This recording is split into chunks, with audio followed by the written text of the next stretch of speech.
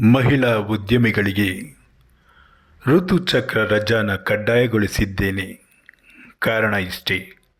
ತಿಂಗಳು ತಿಂಗಳು ಆ ವೈಯಕ್ತಿಕ ತೊಂದರೆಯಿಂದ, ಮಾನಸಿಕ ಗೊಂದಲಗಳಿಂದ, ದೈಹಿಕ ಅನಾರೋಗ್ಯದಿಂದ ಬಳಲುವ ನಮ್ಮ ಮನೆಯ ಹೆಣ್ಣು ಮಕ್ಕಳು ಆರೋಗ್ಯದಿಂದಿರಲಿ, ಸಂತೋಷವಾಗಿರಲಿ, ತಮ್ಮ ಮೇಲಿನ ಅನಾವಶ್ಯಕ ಒತ್ತಡಗಳನ್ನು ದೂರವಿಟ್ಟು ತಮ್ಮ ವೈಯಕ್ತಿಕ ಹಾಗೂ ವೃತ್ತಿಪರ ಜೀವನದಲ್ಲಿ ಎಲ್ಲರೊಡನೆ ಸಹಜವಾಗಿ ಮತ್ತು ಸ್ವಾತಂತ್ರ್ಯವಾಗಿ ಬದುಕಲಿ ಅಂತ. ಇವರೆಲ್ಲ ಯಾರು? ಅಮ್ಮ, ಹೆಂಡತಿ, ಗೆಳತಿ, ಅಕ್ಕ, ತಂಗಿಯರ ರೂಪದಲ್ಲಿ, ಅತ್ತಿಗೆ, ನಾದ್ನಿಯರ ರೂಪದಲ್ಲಿ ನಮ್ಮ ಬದುಕಿಗೆ ಸ್ಫೂರ್ತಿ ತುಂಬೋರಲ್ವೇ?